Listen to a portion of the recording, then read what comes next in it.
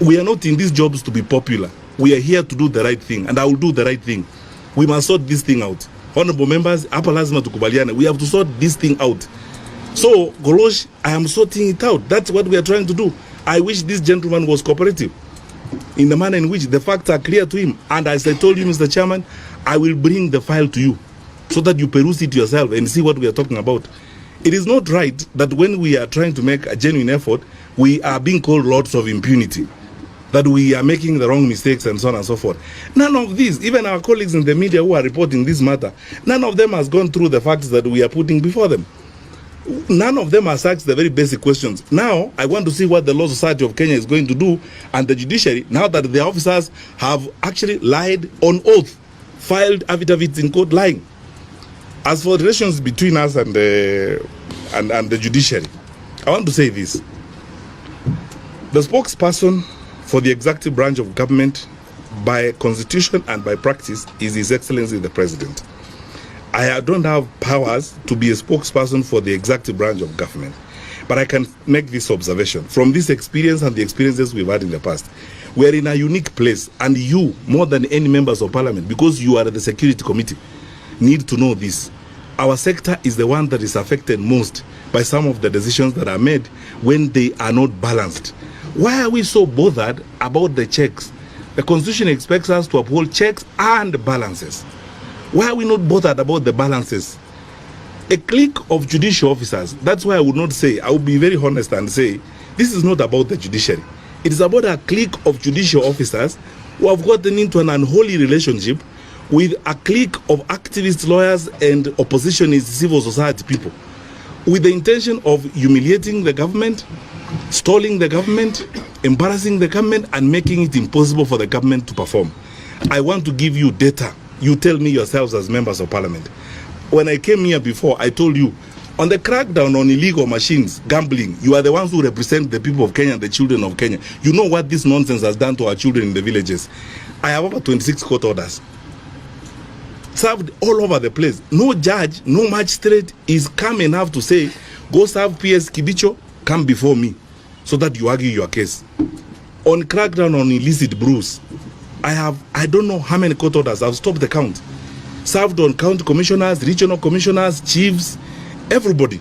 You can actually sell poison in this country, because all you need is to go to court and get a court order and put it on your door and sell poison in this country.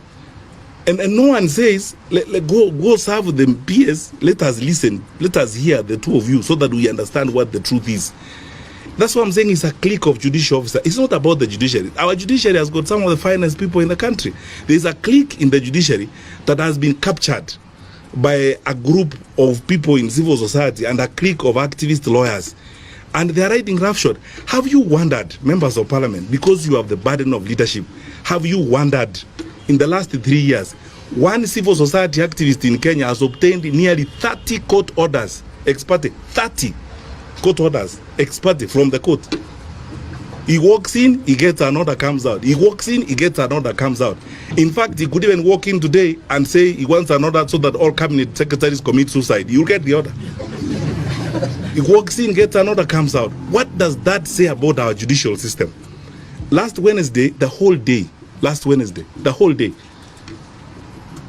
the Attorney General spent time begging for one thing, to be heard. If we had been heard by that judicial officer, they would have been told what we are telling you. Mr. Miguna is on the air side. He is not in the custody of Boynet. Boynet cannot produce him because he doesn't have him. The director of immigration would have said, this guy is not held. This would have been said. Then the judicial officer proceeds to make a 36-page ruling. Just ask yourself, a 36-page ruling in 20 minutes, even if you are a paragon, isn't that evidence that there's collusion going on elsewhere and things are being brought to the judicial system to try and stall this? And then he says, when the judicial officer orders that we go to court, he says, let them come, but I will not hear them.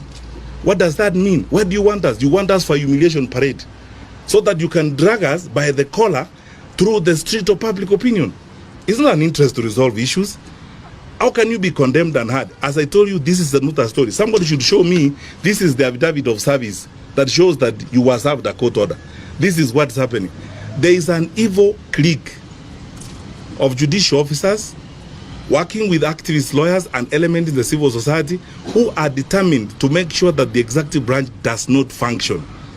And they will issue order after order after order after order. You cannot move. And you know, look, you are the security committee.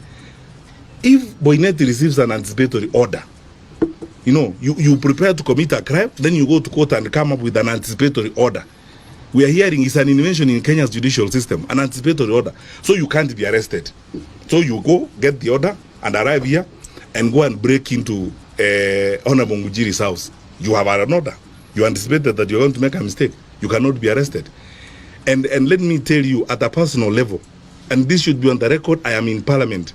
I witnessed this when I was in the Ministry of Education.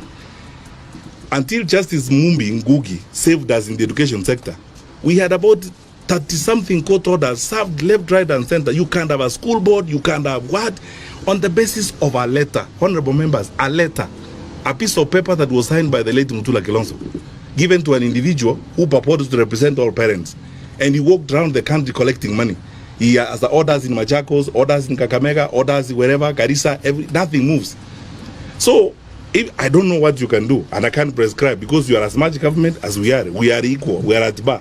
So I can't direct you, I can't command Parliament, I can't do anything. All I can do as a member of the executive branch is present the reality and inform you as it is. And you, more than anyone else in the security sector, to look into this and see how best this will facilitate or inhibit the management of security in the country. Because if you give an anticipatory order to a criminal, Boynet is not going to arrest the criminal. And if you follow, those anticipatory orders are being given by a certain clique of judicial officers. Not all judges who do them. It's a certain group of judicial officers, and the lawyers who go to them, you can count them, and the civil society activists involved, you can count them. It's a collusion. It's a group of people who collude and do this kind of thing. When you listen, because a judge asked me from the Commonwealth last week, a judge rang me up when this was playing up. He's a friend of mine who knows me. He's a judge from a Commonwealth country. Asked me a question I couldn't answer. Asked me, when Justice Roslyn Abrili received this application that your guy is held at the airport, was the world going to come to an end if she said, serve the director of immigration and come before me tomorrow? Was the world going to come to an end? Because that way, the director of immigration would have explained what was going on. One, we can't arrest this guy. He's on the air side. Two, he's not in our custody, so we can't produce him. Three, receive a report from us. You should receive the comments of the Kenya National Human Rights Commission, which have not been heard and have not been received in court. So you have one order issued on top of another order and so on and so forth. And it's like a race within this clique of judicial officers. It's like a race on who can humiliate the executive more, who can embarrass the executive more. The more you can injunct the executive.